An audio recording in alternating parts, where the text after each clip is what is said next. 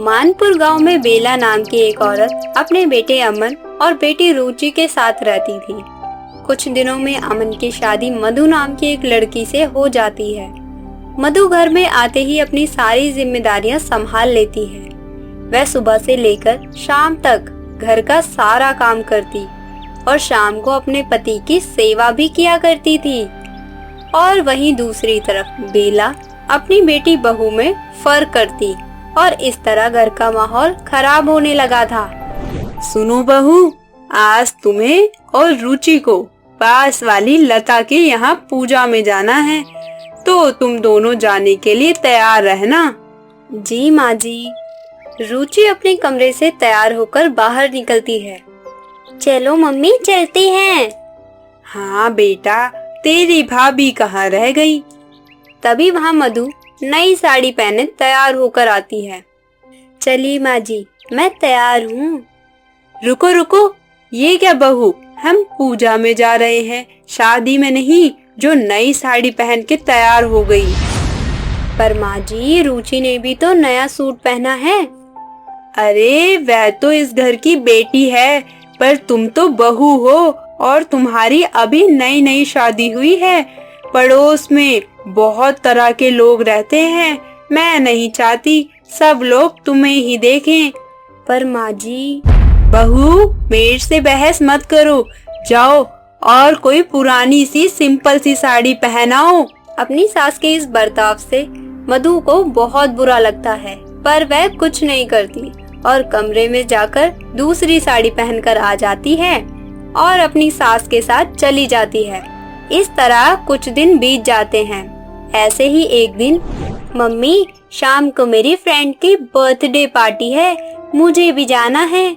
हाँ तो चली जाना, इसमें पूछने वाली कौन सी बात है। तभी वहाँ मधु भी आ जाती है और अपनी सास से कहती है, माँ जी, वो मेरी सहेली नेहा के यहाँ एक छोटी सी किटी पार्टी है, उसने मुझे भी इनवाइट किया है, अगर आप इजाजत दे तो मैं चली जाऊँ।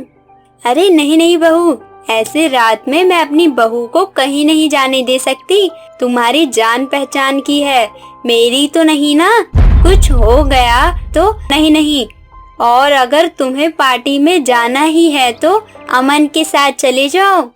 माँ जी, वैसे भी किटी पार्टी लेडीज पार्टी होती है, उसमें जेंट्स का आना अलाउ नहीं होता है। और रुचि भी तो पार्टी में जा रही है ना, उसको तो आपने कुछ नहीं कहा। हाँ तो भाभी, मैं इस घर की बेटी हूँ और आप इस घर की बहू हो। रुचि सही कह रही है बहू, और ये तुम्हारा ससुराल है, मायका नहीं कि जहाँ मर्जी वहाँ जाओ, ऐसा यहाँ नहीं चलेगा। जी मम्मी जी, मैं तो भूल ही गई थी कि ये मेरा घर नहीं है। बहुत शुक्रिया याद दिलाने के लिए। मधु वहाँ से गुस्से में चली जाती है। उसे अपनी सास की बात का बहुत ज्यादा बुरा लगता है। शाम होने पर जब अमन ऑफिस से लौटता है, तुम्हारे घर में बहू को बहू क्यों नहीं समझा जाता अमन? रुचि के लिए तो कोई पाबंदी नहीं है, पर मेरे लिए पाबंदियां ही पाबंदियां हैं। मैं अकेले कहीं नहीं जा सकती, मैं किसी से बात नहीं कर सकती, ना ही चैन से खा सकती हूँ और ना ही सो। ये ससुराल है या जेल? मैं तो बहुत परेशान हो गई हूँ इस घर से। मधु, ऐसी कोई बात नहीं है। माँ जरूर ऊपर से गुस्से वाली है, मगर दिल की बहुत अच्छी है। और रुचि अभी तो तुमसे बहुत छोटी है, कॉलेज में पढ़ती है, तुम तो समझदार हो, तुम अपनी तुलना उससे क्यों करती हो? देखिए जी, मैं कोई तुलना उलना नहीं करती। माँ जी रुचि की कोई बात मना नहीं करती, और जब मैं कुछ कहूँ तो साफ इनकार कर देती हैं। ये कौन सी बात हुई भला? देखो मधु, मेरे पास इतना वक्त नहीं है कि तुम सास बहू का झगड़ा ही सुलझाता रहूं। एक तो पहले ही ऑफिस में इतनी टेंशन चल रही है, और ऊपर से तुम लोग। क्यों, क्या हुआ जी? किस चीज की टेंशन है, बताइए। नहीं, कुछ नहीं हुआ। अमन कुछ बोले बिना ही गुस्से में वहाँ से चला जाता है। कोई मुझे इस घर में कुछ समझता ही नहीं है। क्या मेरा इतना भी हक नहीं है कि मैं किसी की बात जान सकूं? अगले दिन अमन ऑफिस से जल्दी घर आ जाता है। अरे बेटा, क्या हुआ? आज बहुत जल्दी आ गया घर ऑफिस से। अमन परेशान होता है और कुछ जवाब नहीं देता है। बता बेटा, क्या बात है? इतना परेशान तो तुझे मैंने आज तक कभी नहीं देखा। हाँ बताइए ना जी, क्या बात है? ऑफिस में कुछ हुआ है क्या? अब सभी अपना मुंह बंद कर लो प्लीज। ऑफिस में बॉस से काम को लेकर मेरी कहासुनी हो गई, इसलिए मैंने नौकरी छोड़ दी। अरे पागल हो गया है क्या? गुस्से में नौकरी छोड़ आया है तू? कितनी मुश्किल से तेरी नौकरी लगी थी। हे भगवान। अमन, कितनी अच्छी नौकरी थी आपकी और कितनी अच्छी सैलरी भी। अब आप क्या करेंगे? नई नौकरी ढूंढ लूंगा और क्या। पर हाँ, इस टाइप की नौकरी मिलना थोड़ा मुश्किल है, थोड़ा समय जरूर लगेगा। आप चिंता मत कीजिए, सब कुछ ठीक हो जाएगा। बैठ जाइए, मैं आपके लिए पानी लेकर आती हूँ। अगले दिन अमन नौकरी की तलाश में निकल जाता है। अमन को कहीं भी नौकरी नहीं मिल रही होती है। जहाँ मिल भी रही होती है वहाँ पर सैलरी कम होती है।